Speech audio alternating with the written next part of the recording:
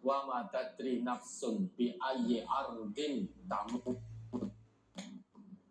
Tidak ada seorang pun yang mengetahui di bumi mana dia akan mati.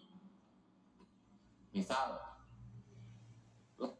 akhirnya matinya tidak harus di Solo, tidak harus di kampung halaman, tidak harus di tanah kelahiran. Kalau malaikat maut sudah diperintah oleh Allah, yang terjadi, yang namanya malaikat itu hanya tahu taat kepada Allah, hanya mengenal taat kepada Allah, tidak kenal maksiat kepada Allah. Itu malaikat. La ya'sunallah ma amarahum wa yaf'aluna ma yu'marun. Tidak akan pernah bermaksiat kepada Allah atas apa yang Allah perintahkan kepada para malaikat. Dan malaikat itu biasa mengerjakan apa yang diperintahkan kepadanya. Ya, kalau Allah sudah perintahkan kepada malaikat mautnya, malaikat akan nama kepada Allah, ya Allah, kasihan dia sedang berada dalam perantauan, bisakah ditunda? Nanti kalau sudah kembali ke kampung halaman berkumpul dengan keluarganya. Malaikat tidak pernah melakukan itu. Ya Allah, kasihan ini momentum lagi bahagia Idul Fitri, kumpul bersama keluarga. Bisa ditunda barang sejenak setelah momentum Idul Fitri ini selesai. Malaikat tidak akan pernah melakukan itu.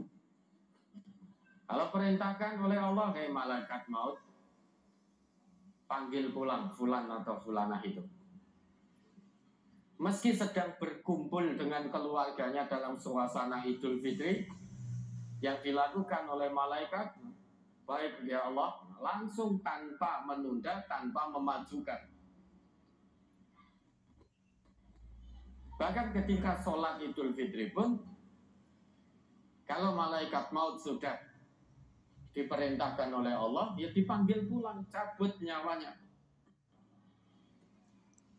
Nah, kita manusia tidak tahu di bumi mana kita akan dipanggil oleh Allah. Karena kita tidak mengenal illa wa antum muslimun. Jangan tinggal di dunia kecuali dalam keadaan totalitas berislam. Kalau Allah sudah sebut muslim, itu bukan hanya sebatas orang Islam di KTP, tetapi orang yang benar-benar tunduk patuh, berserah diri total kepada Allah, itulah muslim. Karena Islam itu al-khudu', al-islamu huwal khudu'. Islam itu adalah ketundukan. Al-islamu huwa ta'ah. Islam itu adalah ketaatan. Al-islam huwa linqiyad. Islam adalah kepatuhan. Al-islam huwa al-istiqamah. Islam itu penyerahan diri secara total kepada Allah. Orangnya disebut muslim. Selain itu, Islam juga berarti sesuatu yang mendatangkan kedamaian di hati. Islam juga berarti sesuatu yang mendatangkan ketentraman dan ketenangan di hati. Sekian puluh tahun kita jadi orang Islam, hati kok belum tentram, hati kok belum merasa damai. Ada yang salah dengan kedekatan kita kepada Allah. Sekian puluh tahun kita berislam kok belum bahagia. Padahal makna lain dari Islam itu juga puncak kebahagiaan. Al-Islamu, as-silmu, as-salam. Kan begitu, as-salam. puncak kebahagiaan. Sekian puluh tahun kita bersama, kok belum bahagia? Ada yang salah dengan kedekatan kita kepada Allah.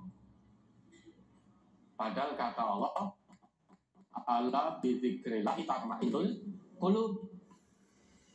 Ketahuilah, Bapak masih ingat Allah itu fungsinya apa?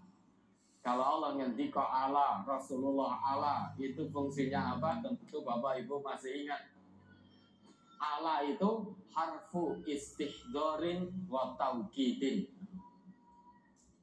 huruf yang berfungsi untuk membuka, menghadirkan informasi serta menguatkan informasi tersebut. Itu fungsi dari Allah.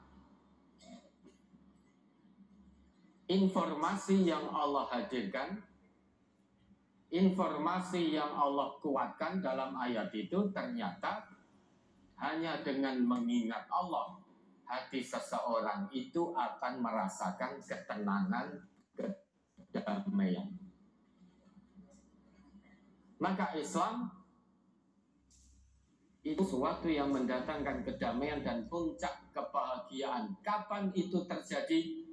Saat kita banyak mengingat Allah, maka hati akan tenang, jiwa akan tenang. Itulah maksud dari kata muslim yang sesungguhnya, yaitu orang yang mengaku Islam dan membuktikan keislamannya dengan betul, dengan sungguh-sungguh secara istiqomah. Dengan apa pembuktian Islam itu? Dengan iman dan amal soleh secara ikhlas dan istiqomah. Jadi bukan hanya sebatas Islam. Ayat la tamutunna illa wa antum muslimun itu jangan kamu mati, jangan kamu tinggalkan dunia, melainkan dalam keadaan Islam. Dalam arti hanya cukup sebatas ngaku Islam saja, bukan. Selain mengaku Islam, buktikan keislamannya dengan iman dan amal soleh. Baru itu disebut oleh Allah muslim haqqo, mukmin haqqo, orang Islam yang sesungguhnya, orang beriman yang sesungguhnya. Nah, ini 5 hal fi khamsin minal ghaibi la ya'lamuhunna illallah. 5 perkara yang tidak diketahui oleh siapapun kecuali Allah yang maha mengetahui. Ini maksud dari Quran surat Luqman ayat 34.